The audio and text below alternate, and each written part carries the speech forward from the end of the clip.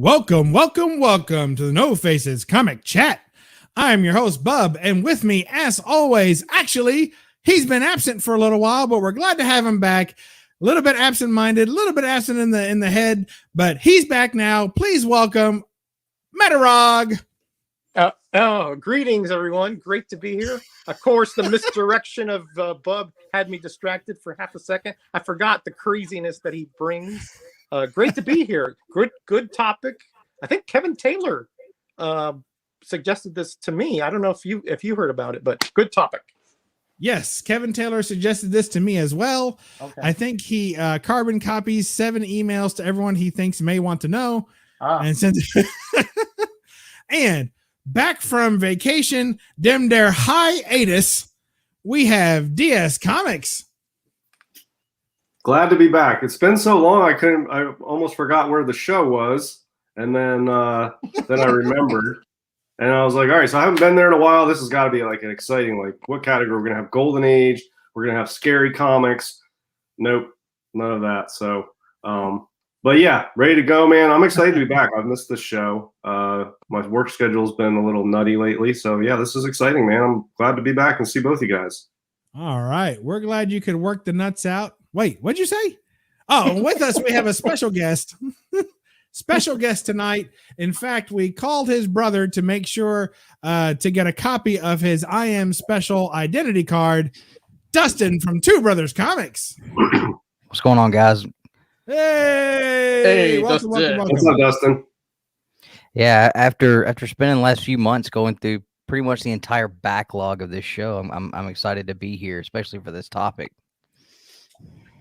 Well, we're very excited to have you, and as a relatively new but very loyal viewer of our program, I want to extend a warm welcome from everyone in the No Faces Comic Chat family, and especially to tell you that if you watched an episode, a prior episode, and it was no good, send all your complaints to the Metarog complaint department. The DS complaint department is really just like a rat trap. You stick your hand in there, and boom, you're going to lose a finger.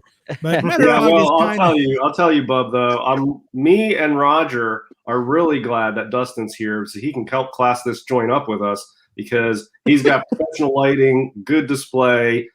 So yeah, he's going to help us class this joint up. So now DS hit it on the head, 100%, man. We're excited to have you here. Big fans of you and your brother, so it's excited to have you here. Thanks, we appreciate that. Glad to have you. And in true old school No Faces style, Roger, would you? Oh, and also thank you for of all the guests that we've had, Dustin. There are very few that show up on time and with their display already with their faces out of it. And you managed to do at least one of those. Yeah, so we thank you again. I appreciate it. It was a bit of a task to figure out because this is not the norm for me, but I'm glad you guys approve. Absolutely. Looking good. Roger, why don't you tell us all the fine folks that have come to see us this evening, and we don't know why they come, but we're always glad when they come. Shout out the chat, will you? Absolutely. It's my honor. Coming in tailgater here was Las Cruces, 1971, as I'm channeling my bub there. And I felt it. And we have that unruly ape, the unruly simian, of course, my buddy from Georgia, and a Grader's Notes alum as well. Of course, we have your fellow Kentuckian Jambo Comics, the man with that great collection of Betty Page and Vampirella and all kinds of good girl stuff. Well, now we got to read out his comment. It's Space Ghost. All right, go on. That was pretty well done there. I mean, thank you very much. Thank you very much. That was real done. We got one of our loyal supporters here, Ben Compton, in the house. Christina Payne with a heart and a little emoji. Great to see you here, Christina. And then let's see, Imperious Flex is here. That underwater bodybuilder that we all love. And of course, Bad Dad Morris, who knows what he's up to tonight over there in New Jersey. And I think 3 sheets. Good to see here as well. And of course, we can't forget that most supporter of supporters, the Jackson Roy Kirk, all the way from New Orleans. Even when I take a Mental full faces dose chat. of my medication, I can't forget the Jackson Roy Kirk. Yes, that's right. He is ubiquitous. He is everywhere. Yes. All right. Well, thank you so much for that. If anyone scrolls in late, you'll have to get the the abridged bub version of that, where I just say, "Hey, what's going on?" Glad to have you. So you missed out. You got to be here early and get the full Roger treatment. He's got that sign outside of his bedroom door, and it applies here as well. All right. So let's see what we got. Let's see what we got here. Does anyone remember the team name for this evening? A guy who never forgets. He always is on the ball. He knows exactly what's going on. And we're going to go to Dustin. The cartoon TV show guys. That is 20% correct and 50% in the wrong order. I think it was the really, really cartoony figures. Well, you take a few months off after getting hit in the head, and who knows what you get. Roger, what do you think? I got it, Bub. I got it. I know it. Uh-huh. I know it this time. I know it. It's the Cartoon Network Nerds. Oh, it should have been that. That's a good one. I think that's better than what we It had. is better. Is that a 3-1 vote? Does that count here? I'm getting a head shaking, so I'm thinking. Yeah, at first I thought it was a soccer team, the Cartoonish Real. I was like, I don't know that team. Cartoonish Real Madrid. Cartoon soccer team. Cartoonish Real. I was like, what? All right. Basically, we're gonna be. So, what are we talking about then tonight, Dustin? I know you got this one. What are we going to be talking about? Comics based on cartoons and TV shows. That's right. Whoa. Yeah, loving it. So, as we stated previously, this was a recommendation given to us by Kevin Taylor, another great member of the community. He collects. If you're unfamiliar with him, then you've not been paying attention, because this guy he's going after. I love hyper focused collections. I find them so intriguing. And this guy is going after all award-winning comics of various types, and he just scoops them up. He loves them, and he's a dual collector. He likes one slabbed copy and one raw copy. So he's real dedicated to it. It's very awesome, and he recommended this to us simultaneously, I believe, to both me and Roger, and potentially DS. DS, did he send you a message on this a few weeks back? Probably. I sent him a book. I sent him an AOK of a book, and I've talked to him off and on prior and since. So I think, I don't know if I was included on that specific one. Well, but he's made suggestions, and I know he watches the show, so definitely appreciate him. I don't know if I was on that email or not, but probably was. I probably just don't remember. Yep. I agree, and he whips them out real fast too. You know, like he'll send you 6 messages in a 3-minute period or so, and you're like, whoa, what happened? You know? Tomorrow we'll get a few messages, I'm sure. Yeah, because when he watches on the rewind, he'll send messages while he's watching it. Right. Say, this is what I would have shown. You know. Right. He'll send me it's like Comigories, you know, like. Yeah. You know how the at-home version, that's an at-home version of the No Faces chat. Yeah, and we hope to have him on the show, but of course he has a more difficult schedule to work out, being is that he is in the UK. So it's a little tough. Hey, C Woodard 19, good to have you, Carson. Sorry I missed you at all the conventions this year, but you've got so skinny I couldn't find you. So we're gonna keep looking for you there, brother. Keep up the good work, looking great. Good enough for No Faces chat, that's for sure. All right. So look, we ended up with Dustin in the top left corner. We can't have that. All right, so let's see. Let's see what we got here. We got all right. We'll let the king of all kings go first. So here's what we got. All right, to show you what we're doing here. Anybody know who this is? I'll give you a hint. Alien life form. You guys are good. All right. Alf number 1 from 19 something or another. Good to have him here. And he says, Robert Redford. And there is the Adventures of Superman. Nice Bruce Timm cover there.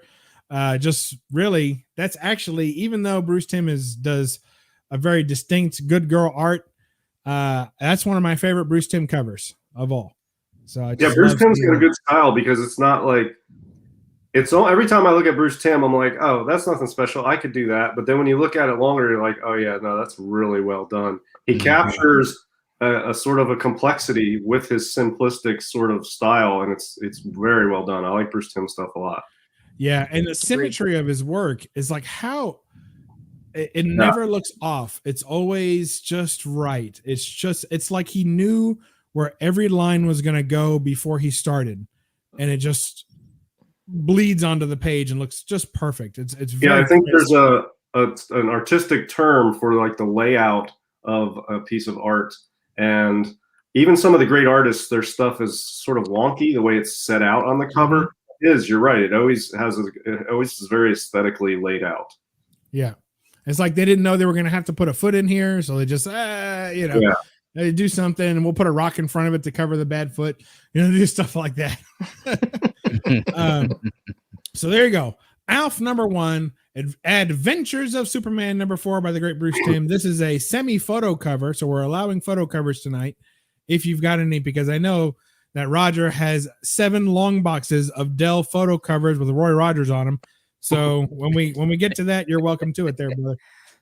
All right. So who wants to go next? In normal fashion, the guest will go last, so he can kind of see how things are rolling. Let's always hit Roger up. He's good for allowing me to pull more books. Go ahead, Roger. All right. Thank you for being the stall person here. Yes, thank you.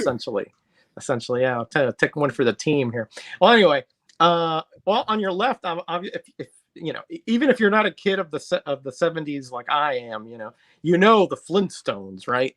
I mean, that quirky family from the Stone Age. It's sort of like that. You have the Flintstones and the Jetsons. You had the future and you had the past, right? But they're the same kind of unit. And then you have the nosy neighbors, Barney and his wife. Is it Betty? Betty.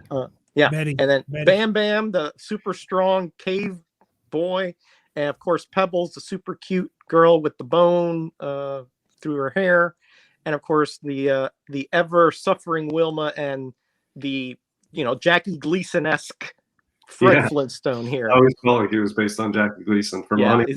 Right. Those animated. I mean, I used to watch those like incessantly. I mean, just of course you also had Dino, but he's not on that cover. But that was one of those things you would watch just all over and like, hey, don't bother me. I'm watching the Flintstones. That kind of thing. Good times. Over here, this is a recent one I got from a win on during the Small Town Collectibles 1000 celebration. I got this from Rob's Kicks and Comics, and this is a really cool because it's kind of a throwback. This is a let's see, where's the signature? Right there. This is by Chaykin, I do believe. G.I. Joe. Yeah, Howard Chaykin. Yeah, right down there. See. But G.I. Joe, of course, that 80s cartoon is the one I remember, but I think there were later iterations of it.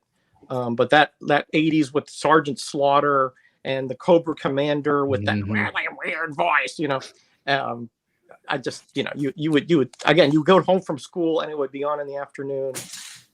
Come on, love that stuff. Even though I was a little older at that point, I would still watch it.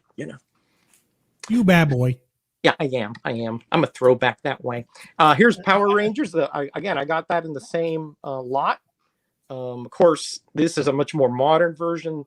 I think the older version was actually like the Japanese parts were done when they were in costume, and then the English parts were done here. To sort of meld in the story.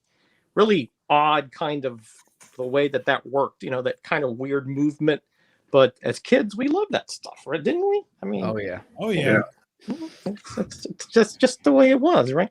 And of course, this is really 3 characters. Let's see if you remember the animated show. It was Flash Gordon, Mandrake, and the Phantom in from 1986. Super Adventure Fun Time Hour. No.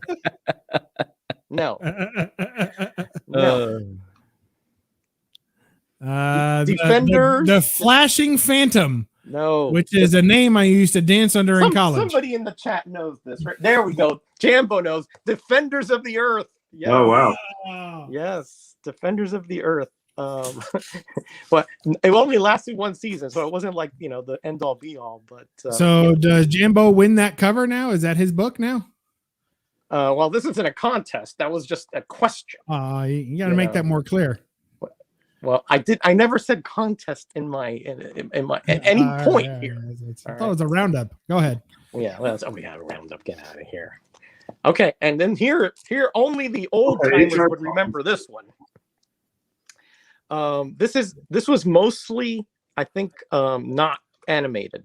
Maybe there were little bits animated, but HR Puffin stuff, over the top witchy poo, that stuff. It was weird, even for back then. It was really weird stuff. Yeah. But when we were kids, we'd watch anything. It was Saturday morning. The parents were asleep. You sneak up into the living room, get the console TV. Get some snacks, get in front of it, and you watched whatever was on the 3 networks. And this was one of them. I'm sorry you had to sneak out from under the stairs, Roger. Is that what you said? Well, you didn't want to wake up the parents, so you wanted to sneak out there, because if you woke them up, then, they would start saying, hey, it's time to do your chores or whatever. So you want to sneak out there a little quick, kind of surreptitiously like. Hey, Patrick Murphy, thanks to have you. Shaking it up. Welcome.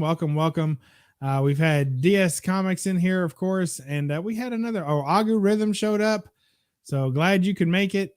We had a few people trickle in here. It's hard to go all the way back, but thank you all for being here. We appreciate it. Oh, and of course, Carson, we said hi to. So thank you. All right. That's a great start. I'm sure there's already people. So this is what you have to do for Dustin, since he's not been on. When you start seeing stuff like Roger showing in the background, and it might be something that you want to skunk him on, you better be fast, man. Jump in there and show up before he does. You gotta skunk him. All right. Okay. So DS Comics, tell me what you got. Yeah, so this is easy for me because this is like stress-free as usual because I have nothing in my PC related to the category. So I just show cool books, and then I can rant a little bit about the topic. And what I would like to say, this is a PCH book, obviously, from 1953. Not based on a TV show or cartoons or anything, but there's a nice cartoony, charming quality along with the horrific nature of these old books that make them very popular. And a lot of these Golden Age books sort of have that quality. They're not related to this topic, but here's another one. I mean, I feel like this type of image fits right in with sort of a cartoonish quality to it.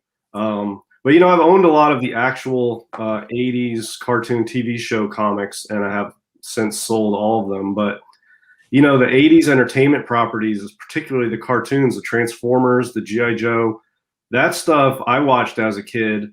And, the group of people who were really into that and remember that, and that was like a core part of their childhood, are now adults with careers and money and houses and families, and are now going back and getting this stuff, and the prices have gone crazy, and it's such awesome stuff. I love seeing. I've owned the G.I. Joe comics, the Transformer comics, Thundercats comics. All that stuff is super cool. I don't currently own any of it, but it makes sense to me that those have really gone up in popularity because the crowd that used to watch them are maybe a little younger than me, but around my age essentially.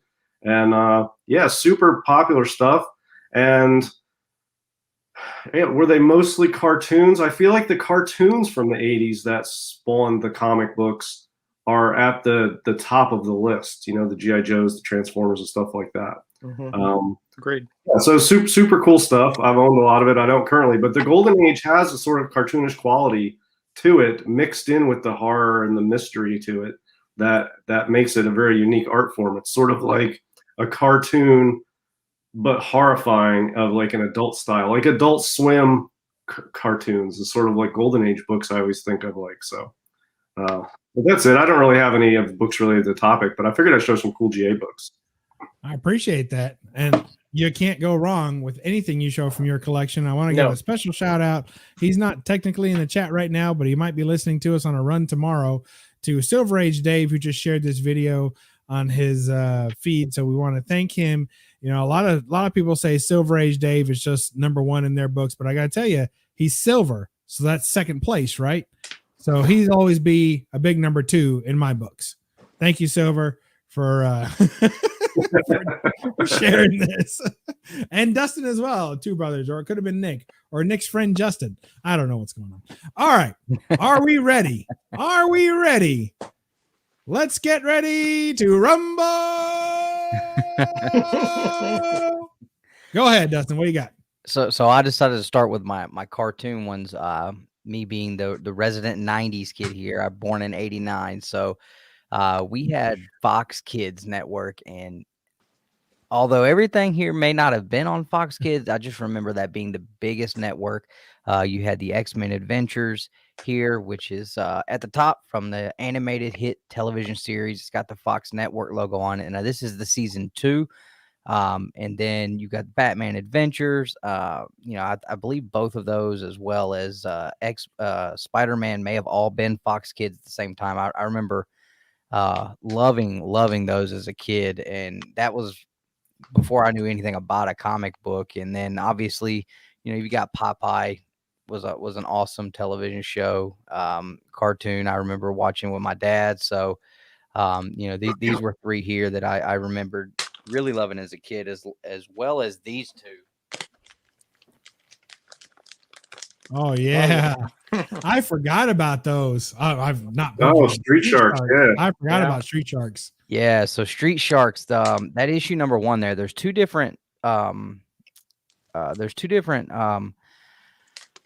don't know if it's two different complete titles or just two different volumes, but I know this is the first issue from Archie Comics. Pretty hard to find. I lucked up and found a lot on eBay last year, and it had 2 copies in it. So that was pretty cool. I got those pretty cheap. I've seen them going on Facebook auctions when me and Nick first started. People were paying like $50 to $100 if they were in really good condition. I got 2 copies for like $20, so I was happy with that. But I remember loving Street Sharks. You had the 4 brothers. It was kind of like everybody trying to get a little piece of the Ninja Turtles thunder there, and this was kind of like that too. And some of the coolest toys that I have ever played with as a kid were those Street Sharks. Loved them. And then of course you've got Pokemon. That was something that took off in the late 90s. I caught the very tail end of that as a kid, but I remember loving the TV show as a kid, and then they did some movies. My son is absolutely head over heels for Pokemon right now, so we had to throw that in there. But yeah, as far as cartoons, man, these were some of the ones that I really loved. Yeah, the Pokemon, I never had the opportunity to experience the Pokemon. I kind of regret not being born at a time where I could have experienced that, because everybody who did loves Pokemon. But I think the card game came out here in like 91 or something. I was already 16 years old at that point, because I'm pretty old now. So, you know, I missed out on Pokemon. I knew nothing about Pokemon at all, literally, until like 2 years ago when the cards started drawing hundreds of thousands of dollars and crazy. I never heard of a Charizard before a couple of years ago. So I totally didn't know anything about Pokemon.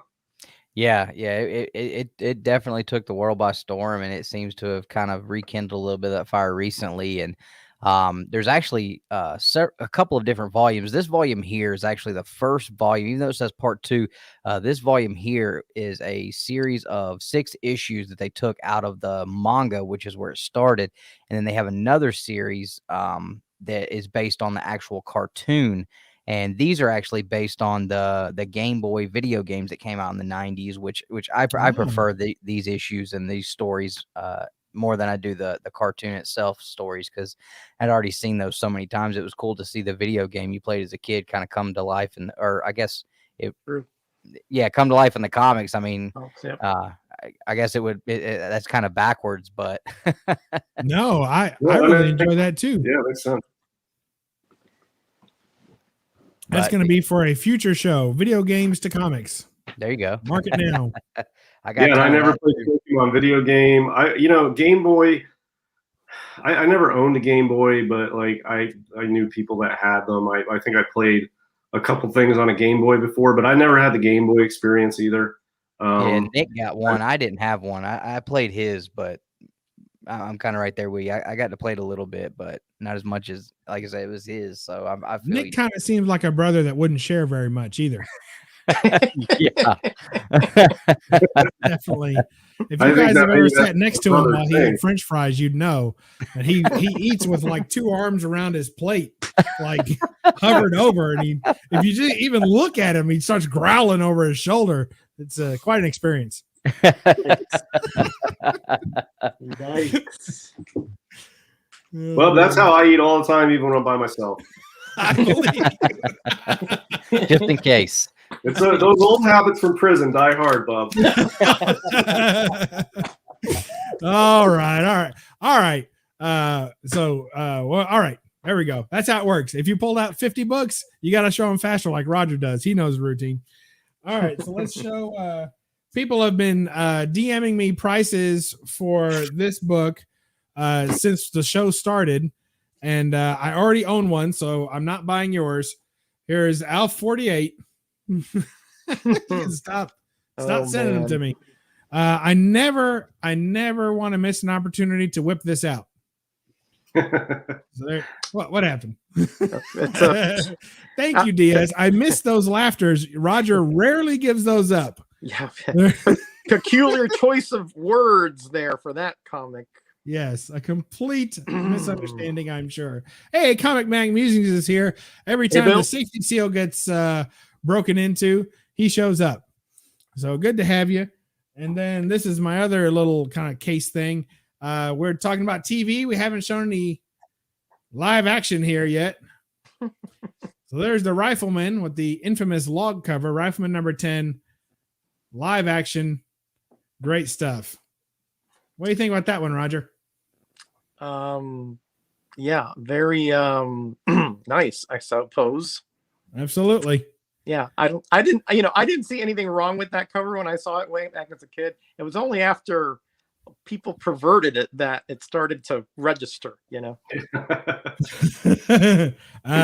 be fair, it's become one of the, I don't know, it's like a meme comic book, if that makes sense. Yeah. And some of the older, harder to find meme books are pretty sought after, and they're not cheap. I mean, I applaud Bub for picking that one up, because I know you wanted it for a while. Not an easy book to locate and not an easy one to afford. And in true Bub style, you were able to do both on a budget. So nice score on that one. But yeah, it's a famous cover. It's it's got its innuendo there. I mean, when I look at it, I just see if you've ever been a father or had a father, you or he probably played this joke in your kid at some point. And so, and this is, if you're unfamiliar with the show, which is my favorite Western show of all time, there's Chuck Connors and there's his son and I'm sorry, Lucas McCain, right? Lucas and Mark McCain in the show, not the actors. But they that's his kid, and he's always teaching him lessons, and he doesn't usually tell too many jokes. He's a pretty stalwart, kind of stern guy, but every now and then he would mess around with his kid, and that's what it would look like. So good stuff. Not nearly as good as Rawhide, but not bad. No, but if you could have this image and the word Rawhide over it, that would be really something. Oh, my, very true. Oh man. Let's see.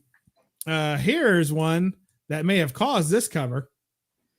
Sorry for my wrinkled bags. But here is Ghost Whisperer number 4. And if you want this book, try finding it. Who's the chick? I can't place her. What's her name? Jennifer Love Hewitt. That's it. Yeah, that's her. Yeah, that's right. Yeah.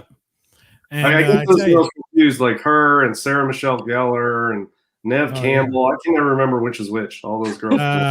Well, there's two big differences between Jennifer Love Hewitt and those others you mentioned. Go ahead and tell us. Yes, Chuck Connor did play baseball and basketball as well. I think he played for the Celtics. So he was an all-around guy. Is that for real? Yeah, and I think in college he was the quarterback too. And then he was an athlete. Yeah. Mm-hmm. Yep, he was all-around athlete. He played pro baseball and pro basketball? I believe that's correct. Somebody, these days when you say something like that, some 14-year-old Googles your ass and all of a sudden you're a liar. But I know he was an athlete. I don't know, what sport or whatever, but I knew he was. From my recollection, he was a college football player and a pro baseball and basketball player. I thought he played for the Celtics, but I had no idea. I was wrong once earlier today on a questionable sushi purchase at the local gas station. So I'm usually only wrong once a day, and I've already used it at lunch, and boy, did I pay for it. Hey, if you can say that, that's not too bad. Look at that. She's back. She's back. Try finding either one of these. No. And they go for crazy money. There are some serious Jennifer Love Hewitt fans out there, and they're just nuts. Yeah, I've never seen either one of those. Okay, I'll take your word for it, Bub. Yeah, Ghost Whisperer 1 and Ghost Whisperer 4, making grown men nuts for years. All right, so let's see. I'll show one more just to get off the photo covers. Oh, what did we do? Oh my god! A horse is a horse, of course. Yep, there it is. There's Roger trying to understand one of my jokes. I'll leave to you to see which one's which. Yeah. But Bub never looked horsier than that one. Yeah, I know. Look at his mouth, man. That's peanut butter doing his job there. Yeah. So, yep. Ed talks his way to the state fair to meet a cute little fella. There you go. I used to watch that all the time. I don't know. Let me ask you guys, because I think we have varying ages here, really. When I was younger, there was Nick at Night. And I don't know when that stopped being a thing, but Nick at Night always just only played all of the old shows like Leave It to Beaver, My Three Sons, Mr. Ed, stuff like that. And I watched Nick at Night all the time when I was a kid. I saw all these shows, and I don't know when that ended, but it's not on anymore. So at some point it stopped. Nick at Night was a lot different. My Nick at Night, they would play like Keenan and Kel and all that. Are You Afraid of the Dark?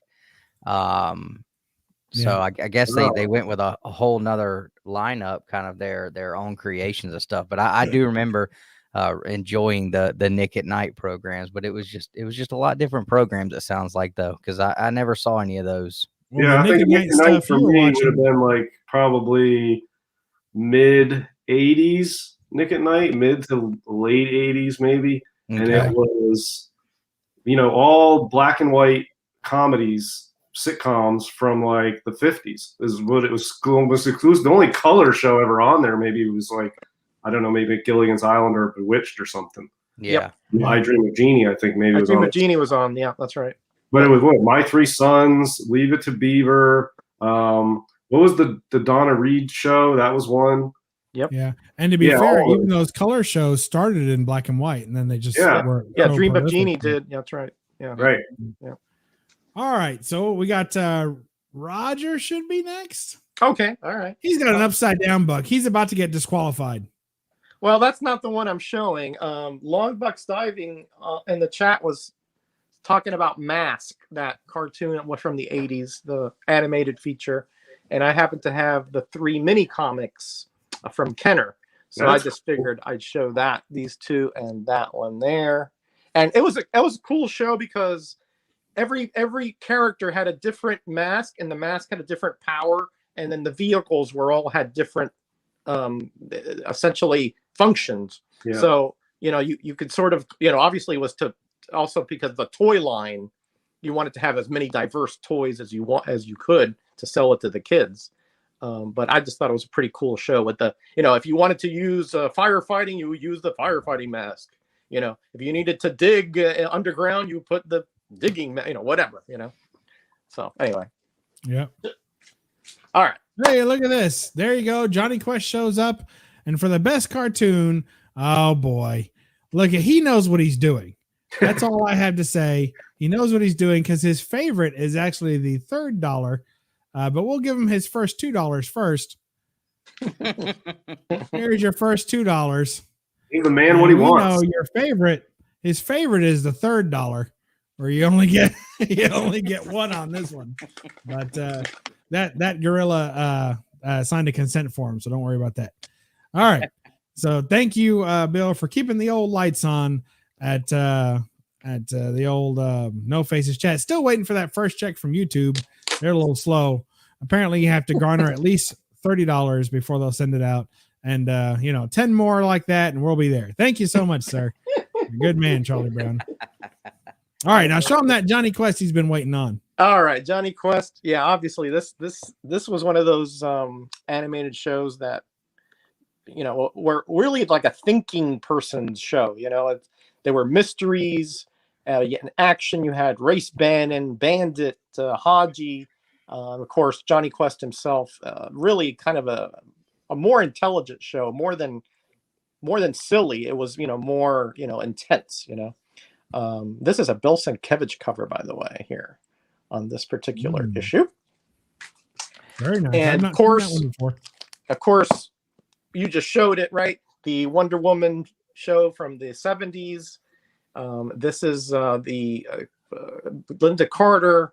We all went gaga over Linda. Well, not, Dustin wasn't born yet, but all of us were alive at the time. He went goo-goo. We went gaga. Right. All of us who were alive at the time and were, somewhat of age, were in love with her. And of course, man, to me, she's the quintessential Wonder Woman. I know Gal Gadot is very pretty and all that, but she's not Linda Carter to me. That she was. I'm with you on that, Roger. Yeah, I can agree.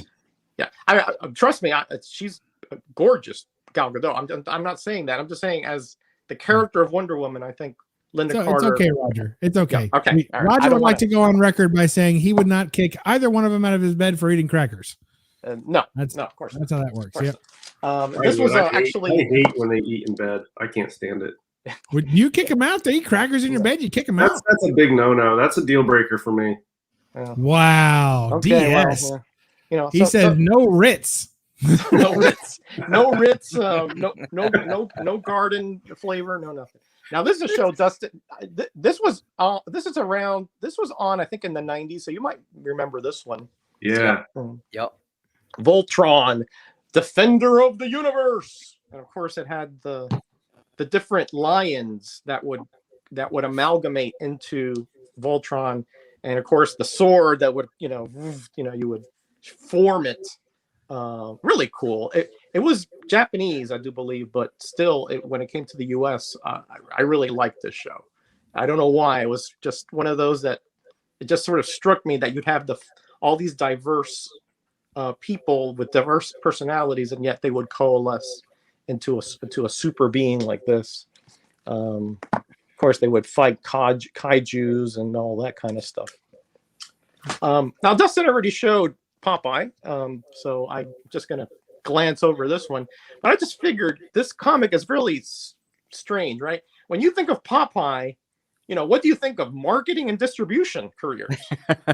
Yeah. Because he was such an eloquent talker and such an educated man. Of course, you're going to think about that. But no, this is a series of comics that would sort of geared toward the junior high. Well, now I guess they call it middle school people, so that you would start thinking about your career, so you could form it and focus. So when you got out of high school, you already knew what you wanted to do. So this is a series, I think, about 15 comics that I have. But I mean, I enjoyed these comics, these cartoons as well. Bluto, Sweet Pea, of course, Eat Your Spinach. It was one big commercial for, the spinach industry, but I still enjoyed it quite a bit. Yeah.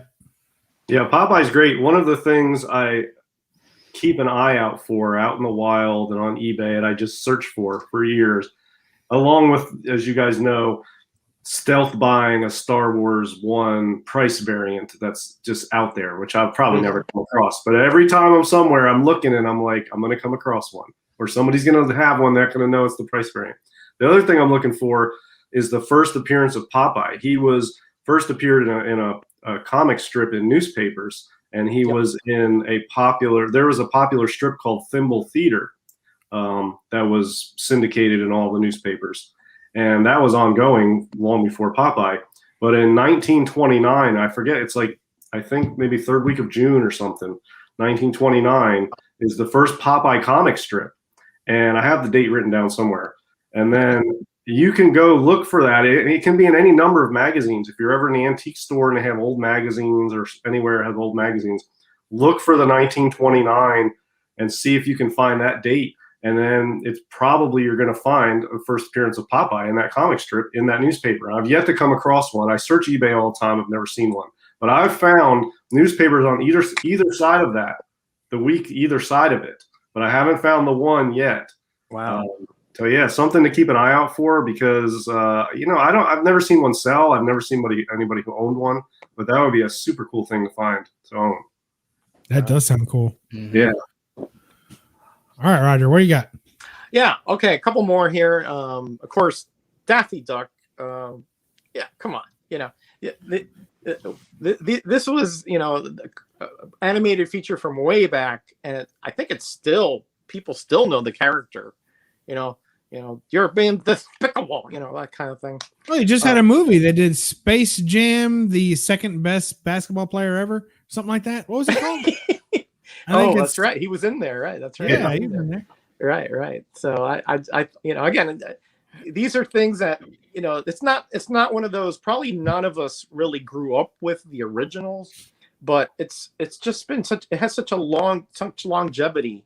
When you think of the reruns and you think about like Space Jam, I didn't even think of that, but yeah, that's a good way of thinking about it too. And of course, now we're getting to the non-animated stuff, but one of the greatest series that ran through the 60s, Twilight Zone is one of them, and Outer Limits. If you're a sci-fi fan and a monster fan, you had your eyes glued to the Outer Limits when they came on reruns. Yeah. Never missed a show. I've seen them all at least 5 times. Yeah, and Outer Limits is better than Twilight Zone. I'm just going to say it. I usually have unpopular opinions. But even if they're just as good, Outer Limits is an hour long. Twilight Zone's only a half hour. So you get twice the amount of sci-fi out of the show. Right. And you can't beat that intro, Oh, yeah. Do not adjust your television set.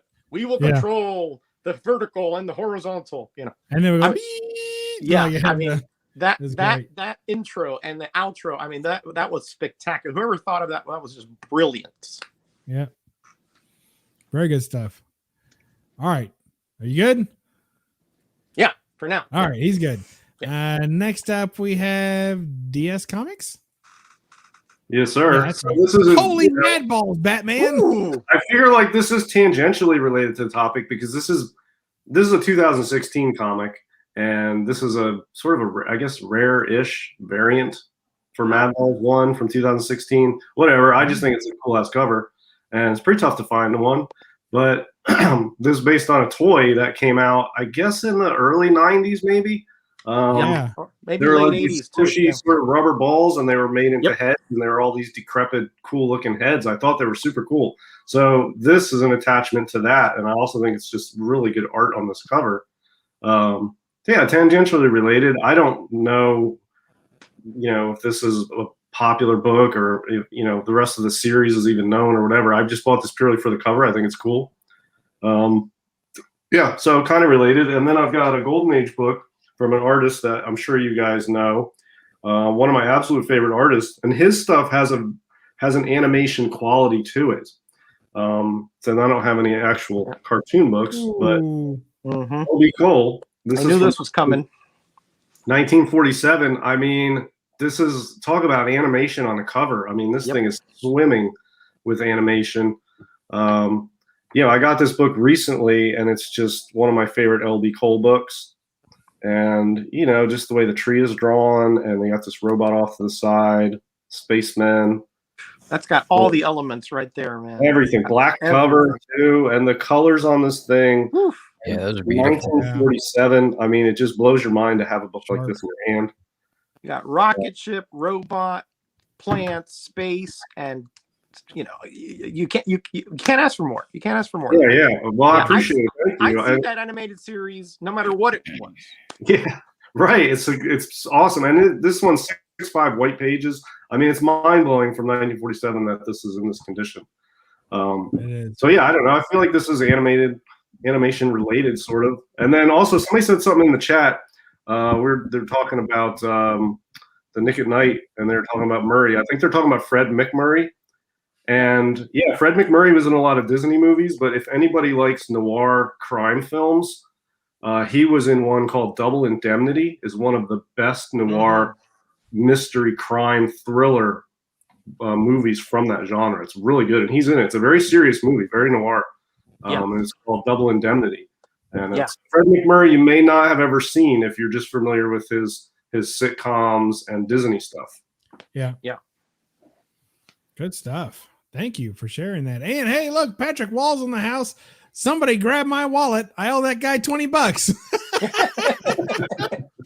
I gotta get right out of that. I owe him and Brett Bottomley $20 each for a contest they almost won each.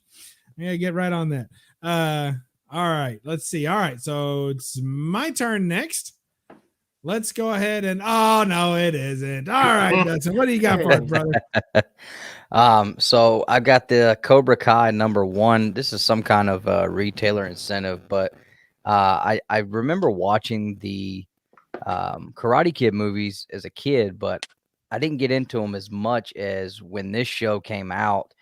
And I actually didn't even start watching it until it was like 2 seasons in. It finally hit Netflix. I was like, let me just give it a shot. There's nothing else on, and I fell in love with this show. I think it's been absolutely fantastic. So obviously, when I found out that there were comics attached to it that kind of basically retell the same exact storyline, I had to pick those up. So I've got a couple of those, but this was definitely my favorite cover. And I thought I was going to get a chance to meet William Zepka at Lexington, but Netflix would not allow him to travel for that, so that didn't work out. But still really cool. And then this one, The Adventures of Jimmy Halper. That's from The Office, and that is another one of my absolute favorite shows ever. And Pam actually makes this comic book to give to Jim for Christmas one year, and there were 11 copies of this made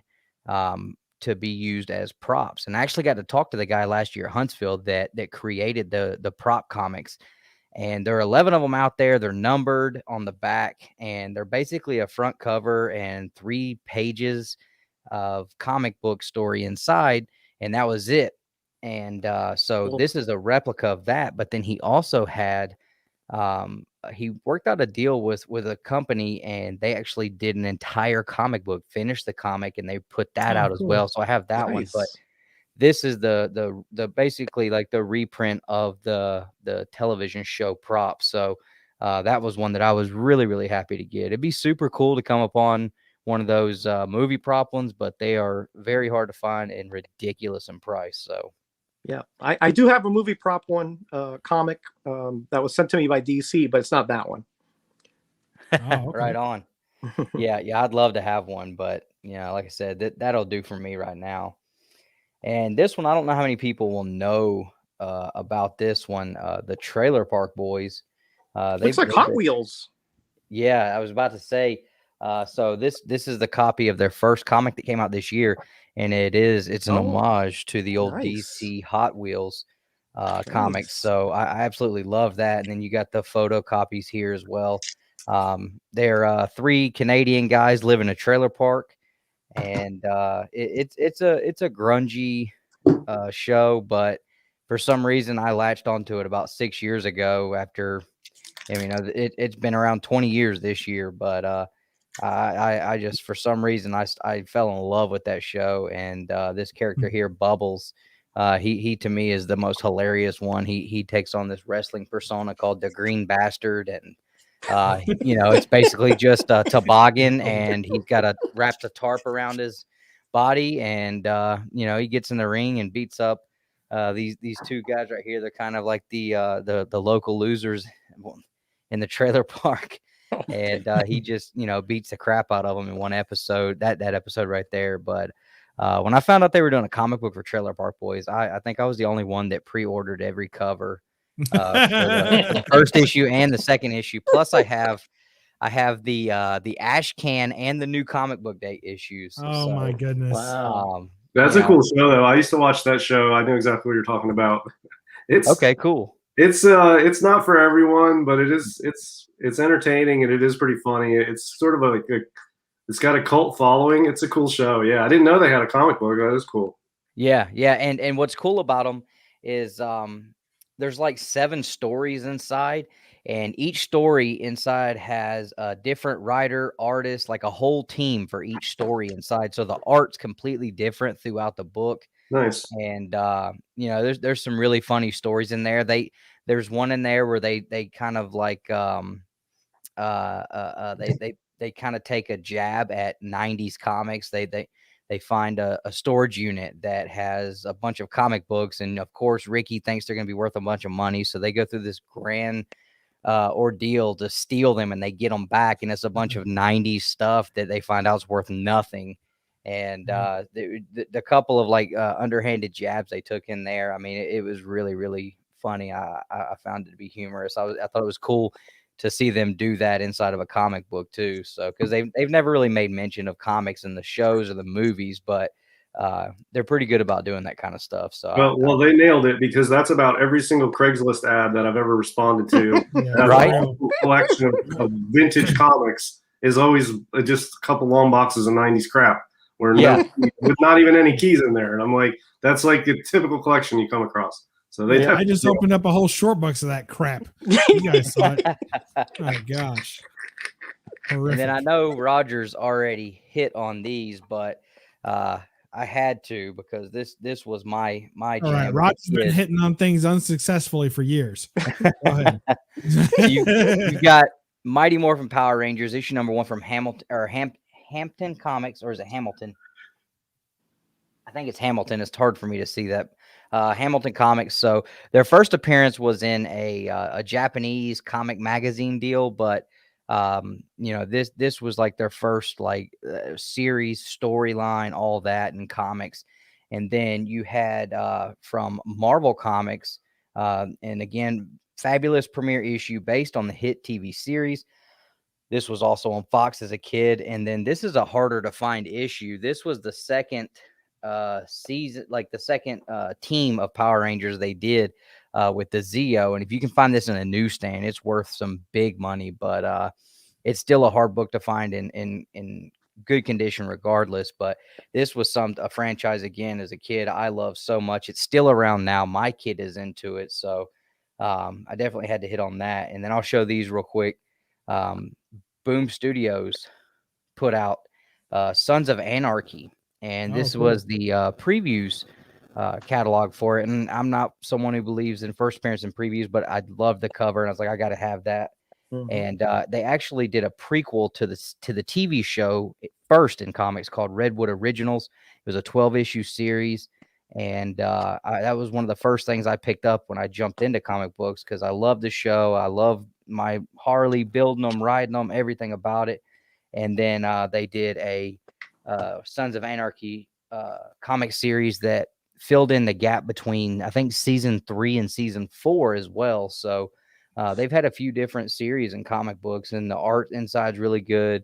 And it's got that same type storylines and everything as the show does. I really enjoyed these, though. Cool. Very cool. Yeah, I like that previews book cover, man. That's badass. Any black cover with a skull on it automatically gets points for me. But that is right. That's awesome. I like that. I will buy that if I see that in the wild. That is tough.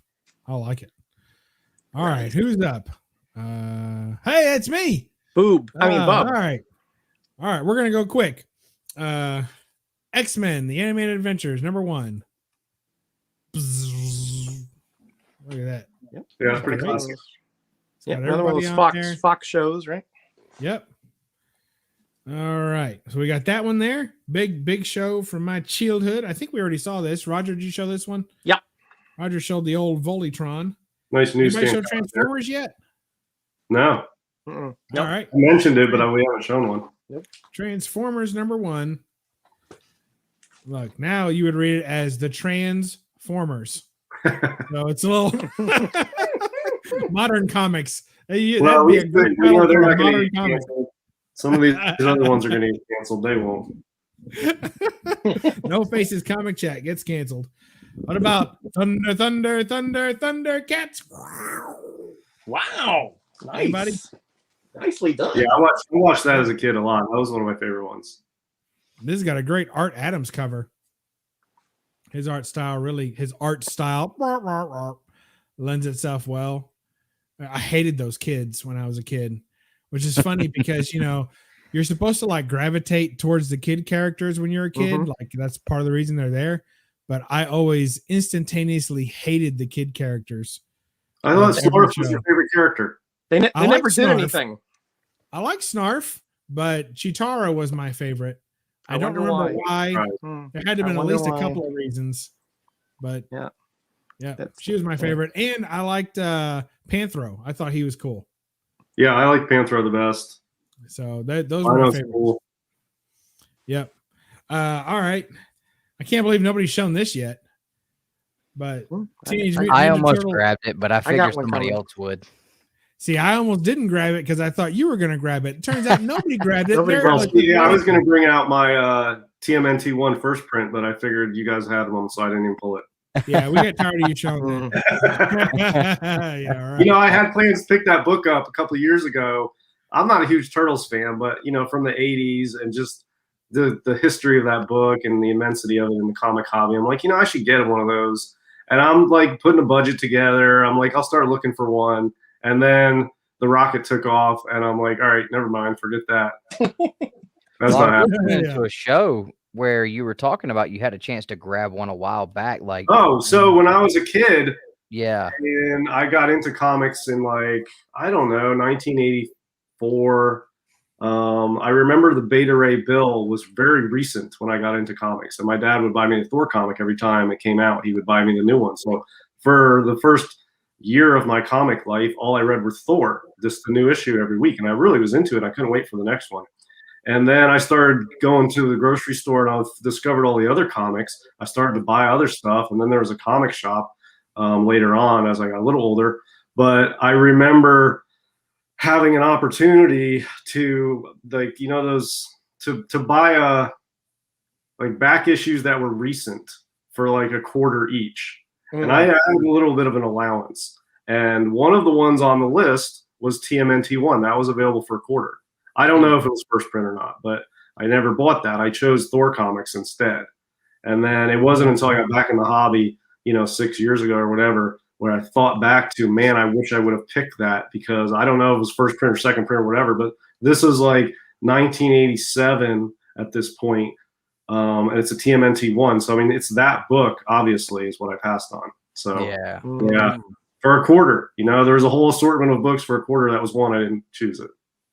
Yeah, I know how that is, but not one that I've given up on that was worth so much later. Like, that's a big one. Yeah. All right. We got Space Ghost, Coast to Coast. We already saw Johnny Quest, but we didn't see this Johnny Quest. No. With the old Dave Dave Stevens. Stevens attack. Yeah. And I love the way he did Bandit there. I mean, I know it's all good on the cover, but I just love the Bandit. I think he's got so much expression. So that's a good one. And then Missed It By That Much. We got Get Smart here. Nice photo cover with 99, which is funny. Your tastes change a lot from when you were a kid, but I always thought she was just, oh my gosh. Yeah. When I was a kid, oh my gosh. And I love that. He actually got in trouble because he had at one point a shoe. Remember the shoe he would take off? Yeah. And he would move the sole, and it was like a secret recording device or a secret transmitter or something. Telephone. Yeah. So the CIA paid him a visit because they swore he stole that from them. They wanted to know how he got it. They accused him of being a spy. Yes, he almost got arrested and sent up for treason for spying because they were developing it, and they had just come up with a very identical device to use in the real world, in the Cold War. And there he has on the show. They thought he was a spy. They wanted to know where he got the information, who leaked it. It was like a big That's scandal. hilarious. Yeah.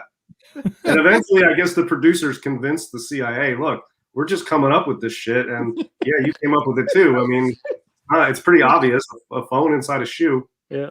Good for a spot. Actually, that's probably best because nobody would think if it comes up on a show that they actually came up with that on real life. So, yeah. And you know what he said when they asked him? He said, "Sorry about that, Chief." There you go.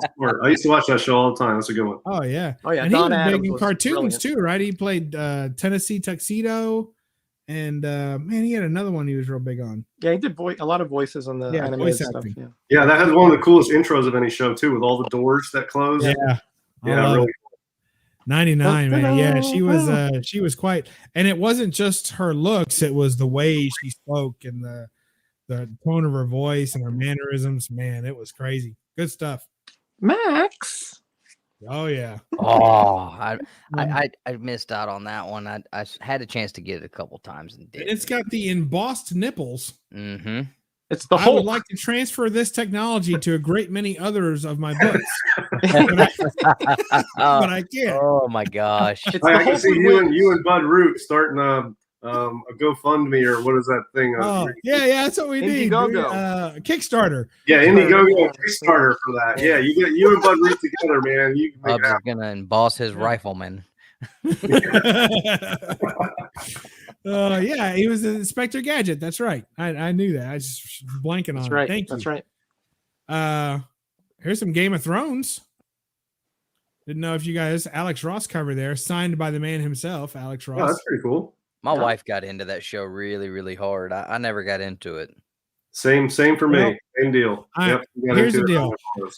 I watched like the first season and a half, and I was like, this isn't bad. You know, I could watch this, but it didn't grab me that much. I liked it, and I thought it was cool, but there was other things to watch. And it was long, and it's dark, and, and I was like, I'll watch it someday. And then I met a woman who I met her, at work. We were talking in the hall and in her office, and she's like, yeah, I really love Game of Thrones. Do you watch it? I'm like, yeah, I watched that. I've seen it. Yeah, absolutely. She was like, oh my gosh, did you see last week when blah, blah, blah? And I was like, oh crap.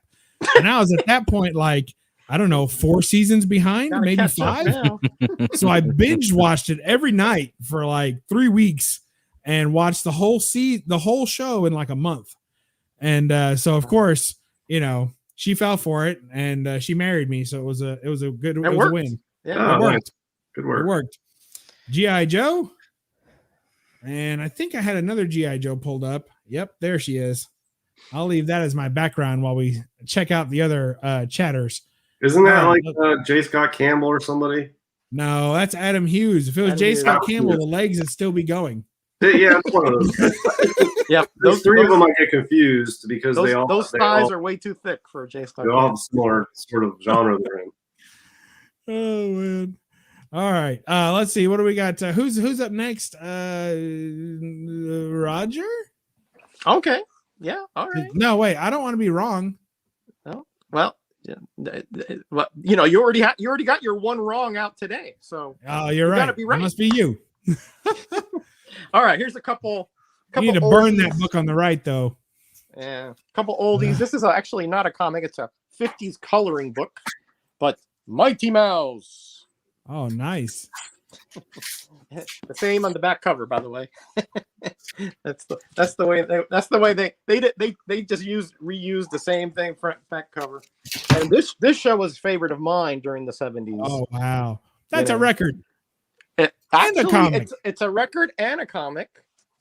You see here. You were wrong again. Fantastic. That's twice today, Bub. I'm just pointing out. Phew. But it has a huge 33. But Steve Austin, of course, we can repair him. We can make him better, or whatever it was they said. Yeah, and Dustin mentioned the Office being one of his favorite shows. That's one of my favorite shows too.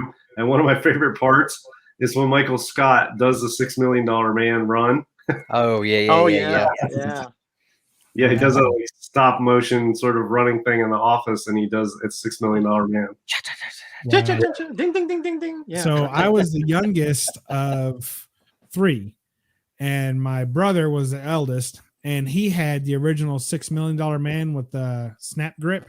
Oh yeah. And the eye in the back of his, like you could look through. It was the doll, right? It was like Barbie sized or whatever. And you could look through the back of his head, and there was like a little fisheye lens at the front of his eye. You could look through, and and he had like all the suit and the clothes and everything, But my point is, by the time I got to play with it, the only thing left was a single arm with the grip and the button and the head. The rest of the body was gone. Clothes were gone. Who knows? All I had to play with was a decapitated head and arm and a severed arm. Did the arm still have the engine? Yes. Yeah. It still had the rope or whatever inside, and you pull the hand back like that, and then you push the button, it would snap like that. Yep. Cool. Yeah. Cool. Like action figures, he says. Action figures. All right. So I stepped all over Roger. Wait. No, it's all there right. it is. It's all right. Here's a animated show which I don't remember too much about. James Bond Jr. Maybe you guys do. Never heard of him. Yep. It's horrible. Yeah. I don't remember seeing this at all. So I just happened to have a run of it, but that's all about I know. It looks like they're trying to make James Bond into a kid's show, and that just doesn't work. It's terrible. To me. Of course, we got Lassie. The cocker spaniel, not the collie. That everybody loves. Notice even the birds do. Had a show. Great stuff. There was Lassie, to the rescue. There we go. Lovely. Just animals and shows. It's just lovely stuff. Now there used to be, I think Sunday nights was the Wonderful World of Disney. Yeah, that was the bear throw. Wonderful World of Disney, and they would have. Sometimes they would have movies or whatever, but they would have like little snippets of animated features. And of course, we got Donald Duck and his nephews here, always getting into some kind of trouble. But who didn't see those Disney things? All right, now you talked about the shows like I Dream of Jeannie.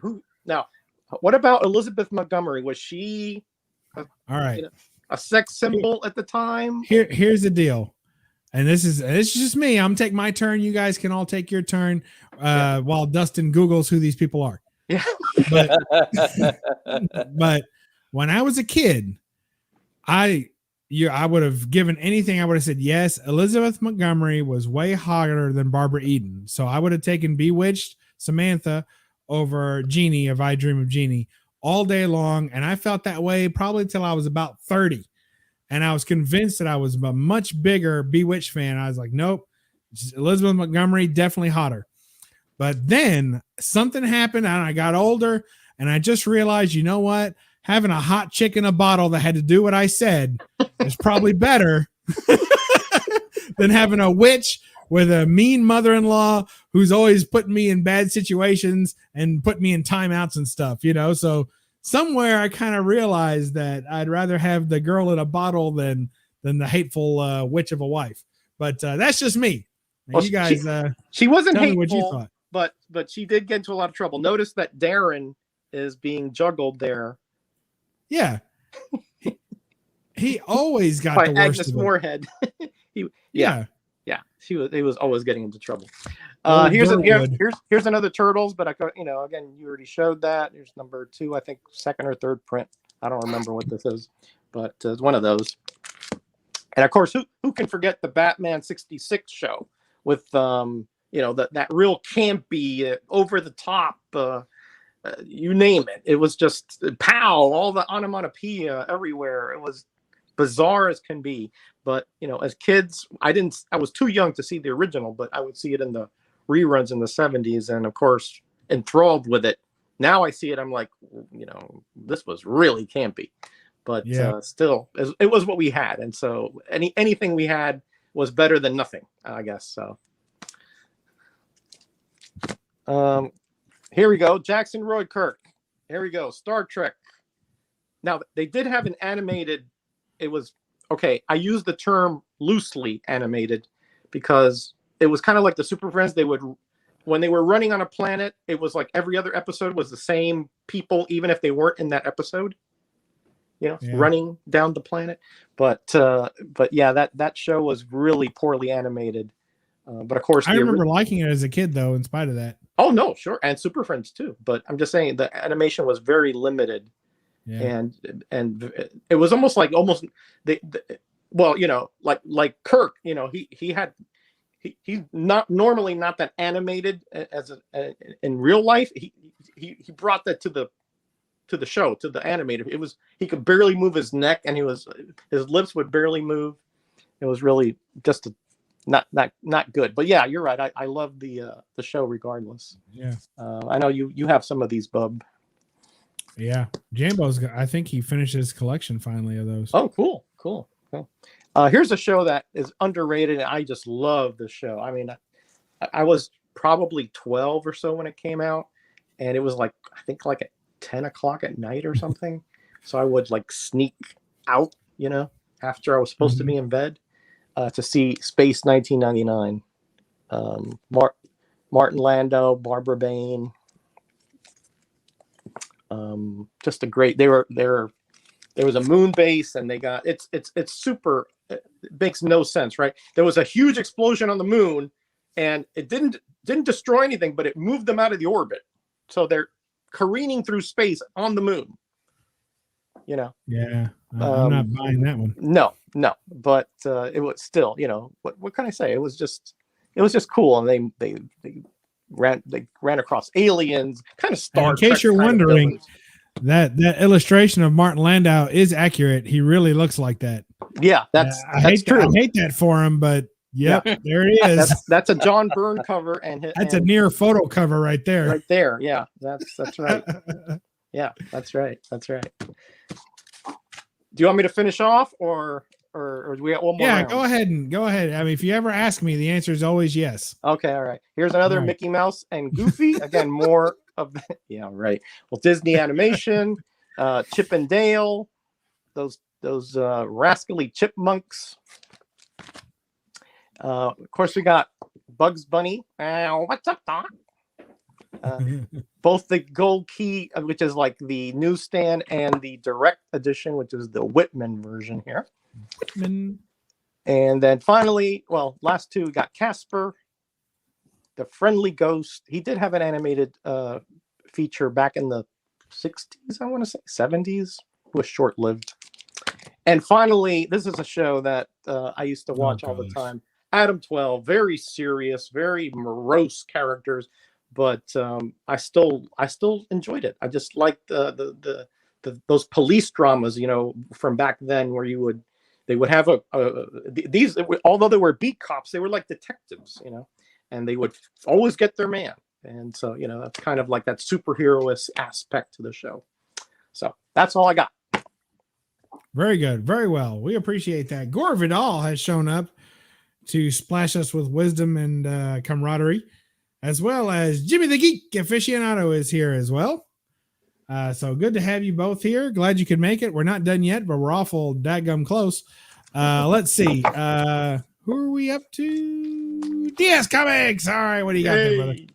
Well, I've got one sort of cartoon related one I just bought because it's sort of a dark cover. Yeah, Gabriel Deodato. I think everybody knows what this is, but yeah, pretty cool. I don't really have any desire to have the black and white one. I like the sort of subdued colors on the colored version here.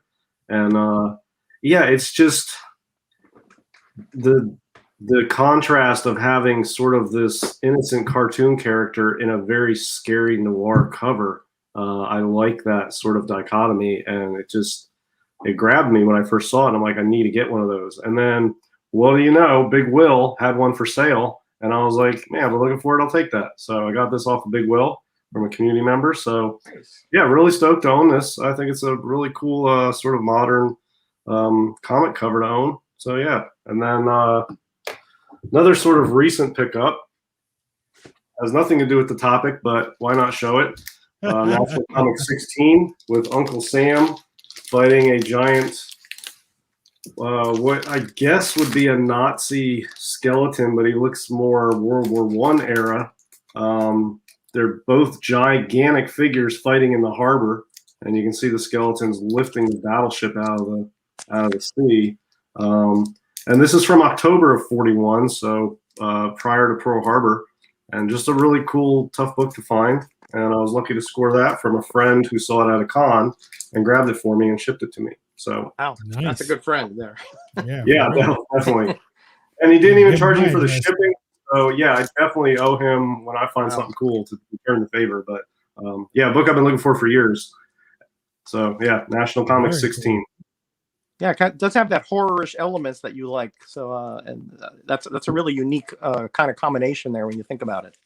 Yeah, and it's got nice touches on the skeleton. Like he's wearing a belt with a scabbard and the sword in there, and he's got this gigantic red mace in his gloved hands, even though he's a skeleton. And that's like a World War I like Kaiser helmet, sort of. That's what it looks So, like. Yeah. Maybe there's he no was swastika maybe he on forgot this. the war was over and he resurrected and thought it was still going on. You know. Yeah. So I think if this were after Pearl Harbor, if this was 2 months later, there'd probably be a swastika on here somewhere. But since this is pre-America entering the war, I think they just left it sort of plain. They didn't identify who the skeleton was. But yeah, you have more of the Teutonic era symbols there. yeah, and then National Comics 5 is the first appearance of Quicksilver, who is a long-running character in here, and they have a headshot of Quicksilver. And then you get Sally O'Neill, Kid Patrol. I like all these little extra stories in these Golden Age books with these little characters that nobody ever knows anymore. Yeah, cool stuff. Very cool. Loving it. All right, Dustin, what do you got? You gonna show off your last round here? What you got there, brother? So another big thing when I was a kid on TV was wrestling. That was huge, especially the Attitude Era. So Boom Studios put out some comics recently. This is the 2018 special where they kind of went through and put together a lot of the 90s Attitude Era wrestlers that were really big. I know we already saw Steve Austin. This was my Steve Austin. Stone Cold was huge, along with The Rock in the 90s, and then as well as Undertaker was huge. Oh, wow. One of my personal favorites was Mick Foley, Mankind, and he's actually a comic book fan. He actually wrote some comic books, so this is one of the books he wrote here, featuring CM Punk on the cover, and then an ASM 316 homage. Those are both from the issues that he wrote. In the WWE run that they did for Boom Studios, they put out a really cool What If issue. So I thought that was pretty neat. Wow. This was a copy that I got signed at Huntsville the year before last. Lex Luger, he was a big wrestler in the 90s. Loved that guy. And he was there. And I actually found this at the con. The guy had it stuffed in a box. And I'm like, man, he didn't even have this out pointing with an arrow. Like, the guy's right over here. Buy the book, go get it signed. So this was Marvel Comics WCW. So I was like, yeah, I'm picking that up. And so I got to go over and talk to the guy. The funny thing is he lives like 15 minutes from me. So I had to drive 4 hours to talk to him. But he's definitely not that size anymore. He looks pretty pitiful now, but it was still cool to meet him. This was another cool variant from Boom Studios run featuring Razor Ramon. He was Scott Hall in WCW. With this guy right here on the Secret Wars homage.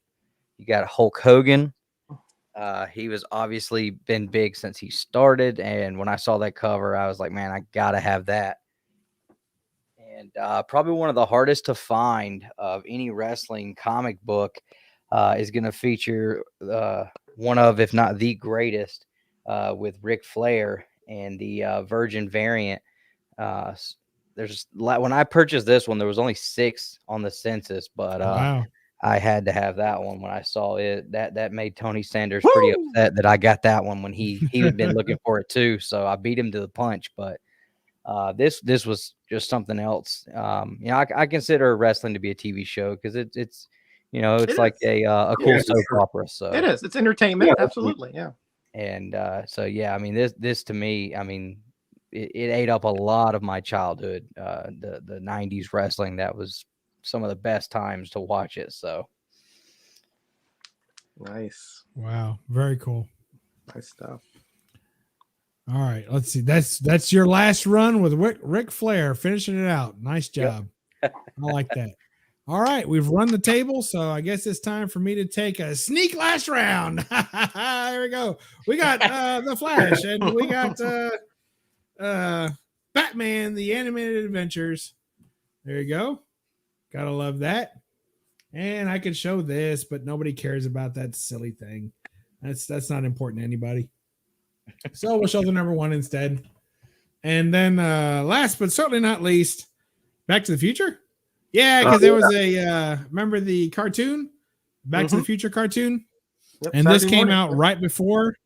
This is like a prequel to that cartoon. And Cool. it actually is the first appearance of any of them in comic form. So first appearance of Back to the Future in comics is on this one, which is actually like a preview, not for sale giveaway. So there you go. All right. Well, we got them all. I guess we'll leave it with this one. I don't know. Hey guys, do you guys, which do you like better? Which one of those is better? What do you think? Probably that one. Thank you for that. Are they cannons? All right, so all right, good stuff. Thanks so much to everybody. Let's see, we're gonna go around and we're gonna thank everybody in the chat. Oh, look, Chaos and Comics is here. He's gonna watch it on the replay. We believe it. Yeah, that's worth the $20 I've got. I owe him. I gotta send that to 6.5. All right, so we'll start off with Roger. What do you have coming up on your fine channel and or any of the fine channels in which you intend to grace in the near future? Well, I dropped a support video a little before the No Faces chat for Gary B. And I also received a really nice AOK from a new community member here in YouTube, Black Box, Silver, and Bronze. So check that out. And, there's links in there for you to sub up some channels.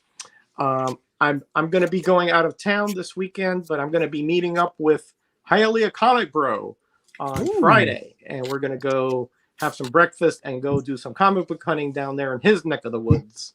And I think that's everything that I have. I'm not going to be on the Graders Notes on Thursday because I'll be out of town, but that will be going on. Wow, very cool. I look forward to that. I can't wait to see what you guys eat. I'm sure it's going to be great. I hope so. Let's see. Who else have we got? DS Comics just turned his mic back on. Let's see what he has to say. Well, I don't have anything coming up. I have a sort of an odd work schedule, odd compared to how my work schedule should be lately. So I'm usually on here and Golden Guys on Tuesday nights on Comic Core, but I won't be on it tomorrow because I switched nights. So I'm working tomorrow so that I can have tonight off to join you guys. Oh, that was sweet of you. Thank you. Thanks so much. Yeah, well, I mean, it's been too long since I've been on here with you guys, but so I won't be on there this week, and I don't have anything else going on YouTube, but I've been pretty active on Instagram pretty much all the time. It's just easier to do quick posts or quick conversations or quick comments on there while I'm at work or in between stuff. So, but I haven't really had time for YouTube stuff lately, so this is a treat to be on here tonight. But yeah, nothing really coming up for me on YouTube right now.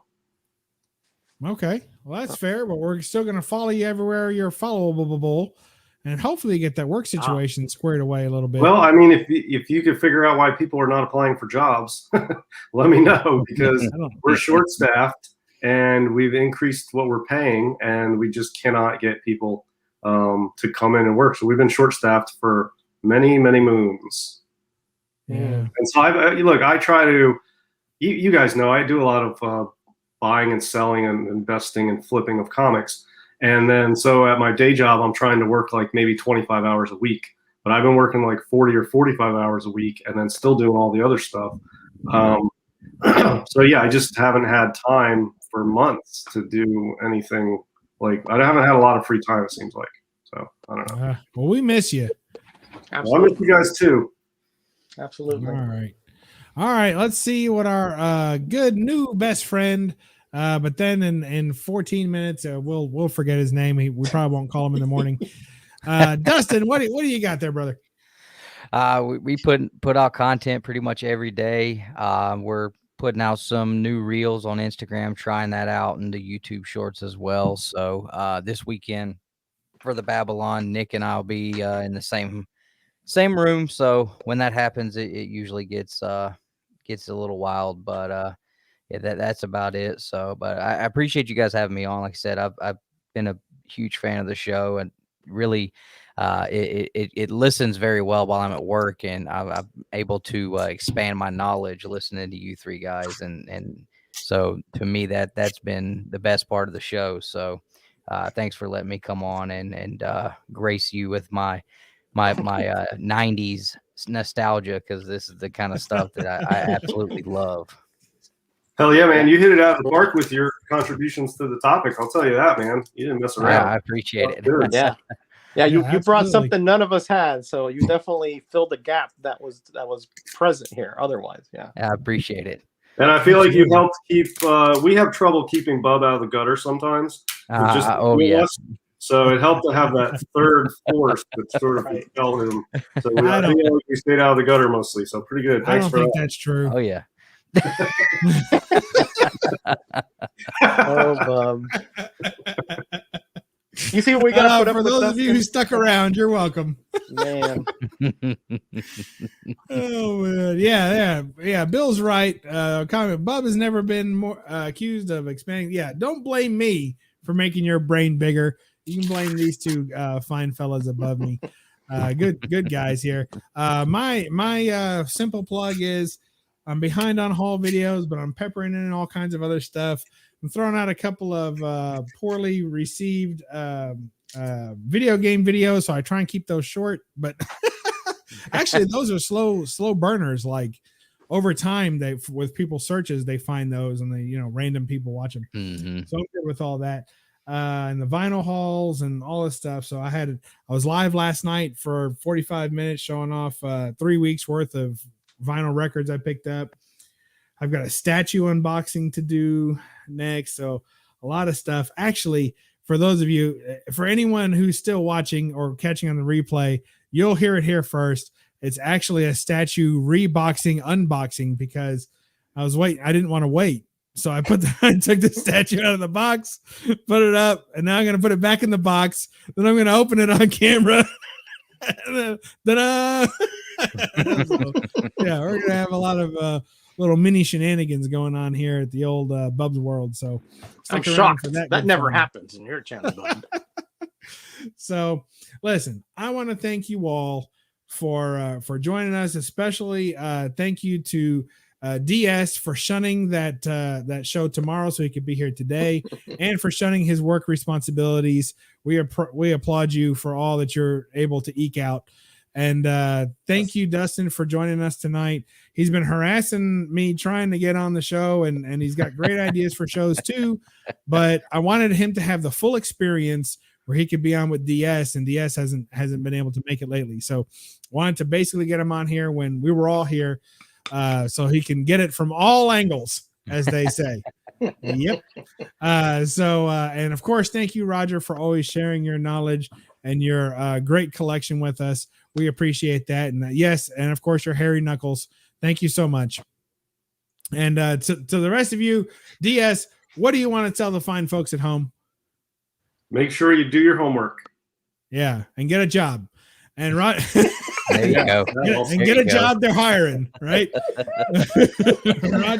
Roger, what do you want to tell the fine folks? To be blessed, be back, and go apply at DS's job, because I want him on the No Faces chat more often. That's about right. All right. And Dustin, you have a sign off. Go ahead. Tell us what to do.